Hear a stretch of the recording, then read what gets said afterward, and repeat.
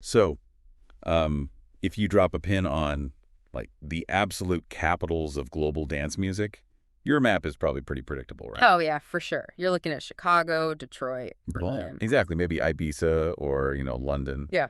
because those cities built the club sounds that we all know.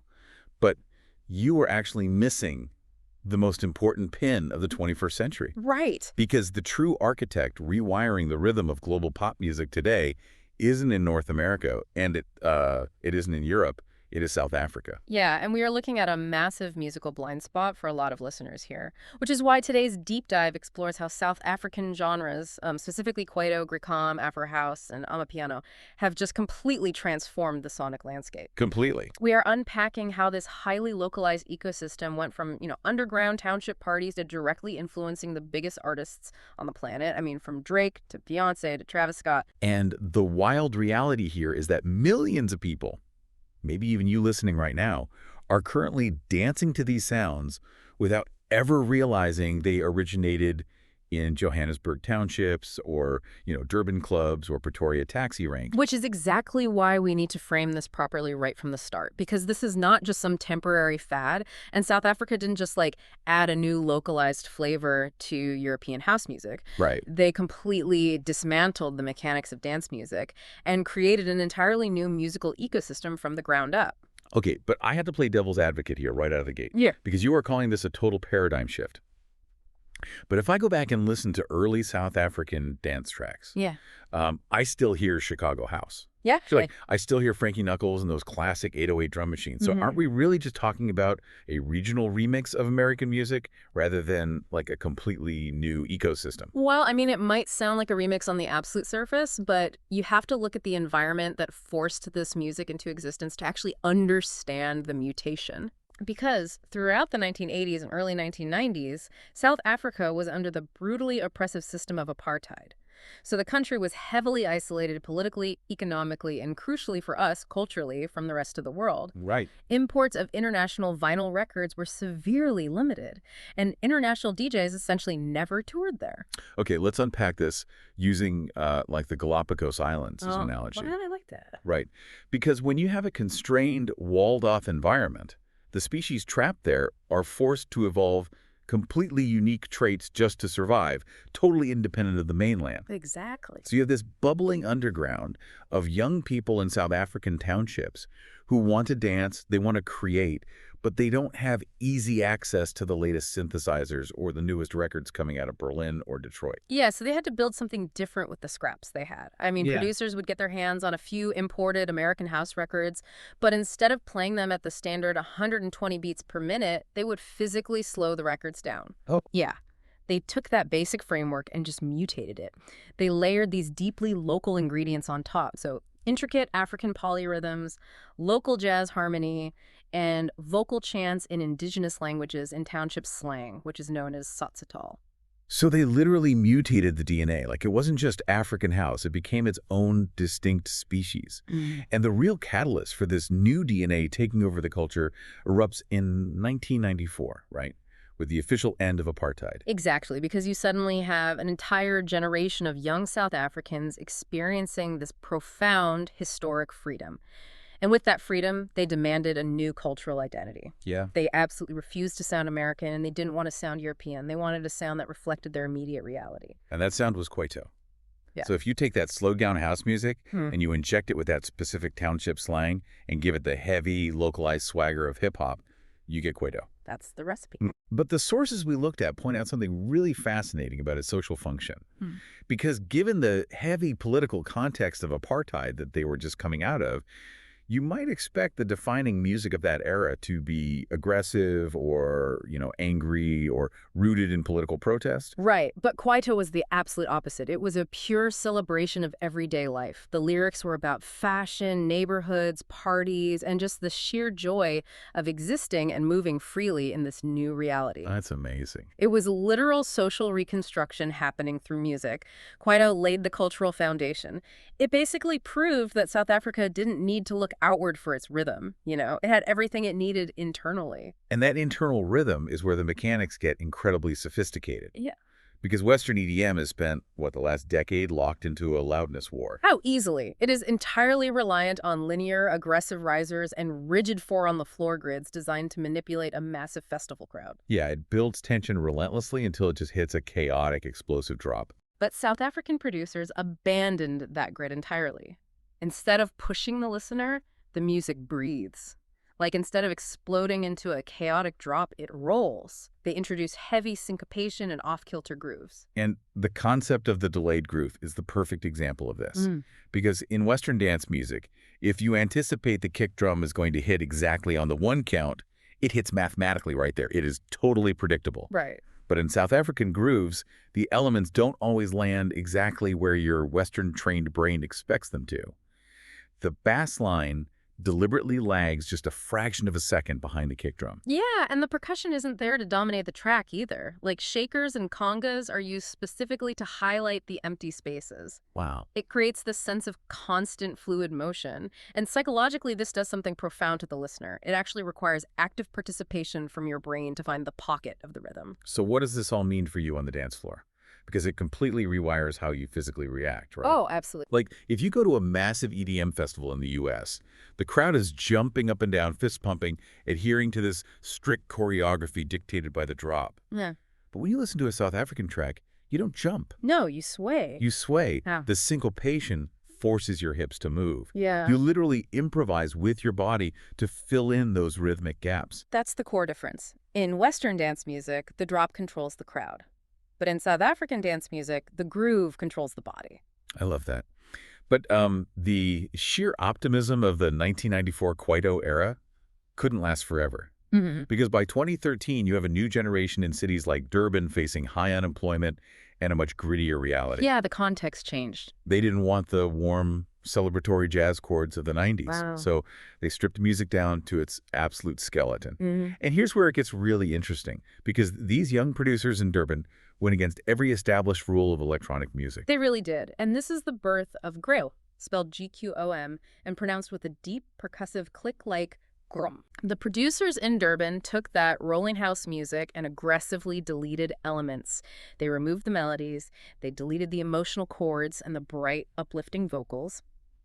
And what remained was just pure, menacing darkness. It's so intense. It is. It is minimal, relying heavily on a broken three-step drum pattern rather than a standard 4x4 beat, and it is overwhelmingly hypnotic. And the sources describe how international DJs got their hands on these early Gqom tracks and were completely baffled. Like, they couldn't categorize it. Was it techno? Was it trap? Yeah, but fit anywhere. It didn't fit into any of the neat little boxes the West had created.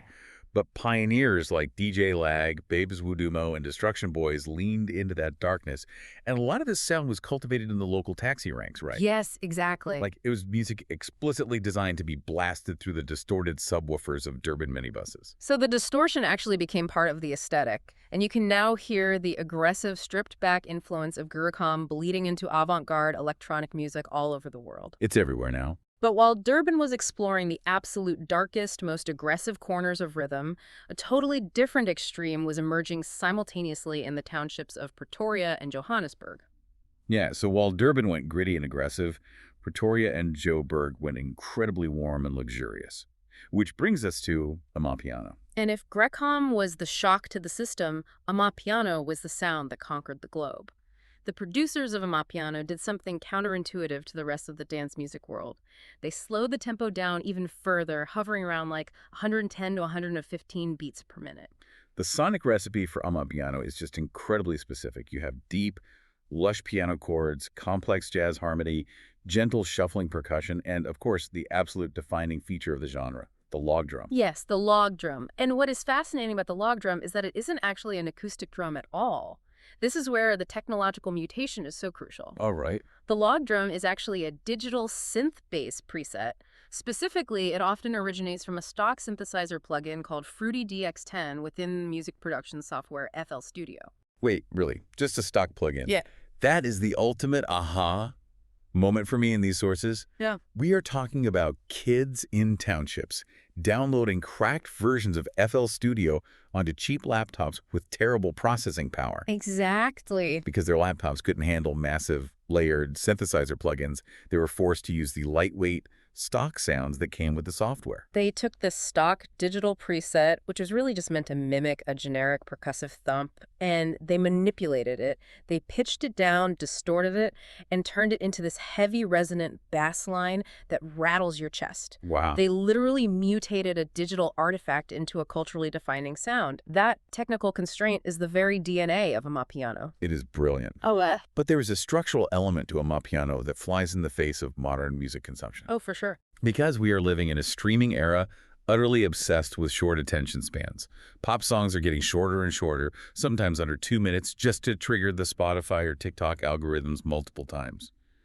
Yet the sources note Amapiano tracks are incredibly long, 6, 7, sometimes 10 minutes for a single track. Yeah, and that 10-minute track length is highly intentional. Amapiano was never built for streaming algorithms or, a quick dopamine hit on a smartphone. Right. It was built for all-night township parties and the DJs who mix them. It is music designed to be lived in. So it's not trying to rush you to a catchy chorus within 30 seconds. Not at all. Instead of aggressively chasing your attention right out of the gate, it demands and rewards your patience. Like, a typical Amapiano track might spend the first 2 minutes just layering the shakers and the congas. Just sit in the mood. Exactly. Then the jazz piano floats in. You might not even hear that signature heavy log drum until minute 3 or 4. The producer is slowly building a deeply immersive environment. Which brings us to the most massive irony of this entire deep dive. How does an incredibly patient 10-minute slow-building township track conquer a hyper-fast, globally connected digital world? It's crazy. It did it on TikTok, literally the absolute capital of the short attention span. Yeah, Amapiano's slow rolling-tations actually became its superpower on social media. Because the groove is so instantly infectious and heavily syncopated, it is perfect for complex dance challenges. Oh, that makes sense. Millions of users started inventing intricate, swaying choreography that hits exactly on those off-kilter log drum strikes. And the wild part is, a huge portion of those millions of people dancing on their phones were entirely blind to where the music came from. They just knew the rhythm felt completely different from anything else in the app. And this illustrates a major structural shift in the global music industry. The internet, TikTok, YouTube, Spotify, SoundCloud, effectively deleted the traditional gatekeepers. Right. Historically, if an artist from South Africa wanted to reach a global audience, they had to rely on a massive record label in London to sign them, or pray that American pop radio would put their song on rotation. They had to ask permission from the cultural gatekeepers of the West. But with social media and direct streaming, those middlemen are just gone. Producers like Kabza De Small or DJ Mafarisa didn't need a London A&R rep to tell them their 10-minute track was too long for radio. Exactly. They exported the track from their laptop in Pretoria, uploaded it directly to the internet, and put it directly in front of the global consumer. And the consumer decided it was exactly what they wanted. As a result, those slow, rolling Amapiano elements are now bleeding into everything. I mean, you hear the log drum driving massive Afrobeats hits. You hear those delayed grooves in UK dance tracks. Yeah. It has completely infiltrated French rap, Latin pop, and even K-pop. So we have to ask the ultimate question here. Out of all the genres in the world, why was the global audience so desperately hungry for this specific South African sound? Well, South African music solved a massive global problem that the Western music industry had basically created for itself. Think back to that EDM loudness war we talked about. Oh, right. Listeners were just fatigued. A decade of build-ups getting longer, drops getting more chaotic, and tempos getting faster left audiences physically exhausted. Yeah, it became an arms race of intensity. It felt like it was programmed by a machine trying to attack your nervous system. Exactly. So South African grooves offered the perfect antidote: movement without chaos, energy without stress. It gave listeners deep musical complexity without the sheer sensory assault of a massive EDM festival. Right. It feels fundamentally human, it breathes. And that human breathing quality, that space between the notes, is exactly what audiences worldwide were craving. Think back to that map of the world we visualized at the very beginning of this deep dive. For decades, there was this arrogant historical assumption that cultural innovation only flows in one direction, right? It starts in Europe or it starts in America, and then it trickles down to the rest of the world. But this story proves that map is officially obsolete. Totally obsolete. Ideas flow in every conceivable direction now. And right now, the entire world is taking its rhythm from Africa. South Africa proved that you do not need a massive drop to move a massive crowd. Yeah. So the next time you are listening to a global pop song or a hip-hop track and you hear that distinct chest-rattling digital log drum or a floating jazz piano loop sitting over a syncopated off-kilter beat, you are hearing the undeniable influence of the South African underground. It is incredible. And it leaves me with this final thought for you to chew on long after we wrap up here. If the internet allowed South Africa's localized, isolated township sounds to totally bypass the traditional industry gatekeepers and completely rewire global pop music, well, what other hyperlocal hidden musical ecosystems are bubbling up in isolated pockets of the world right now? What other islands of innovation are out there, sitting on cheap laptops, just waiting for the right algorithm to suddenly make the whole world move?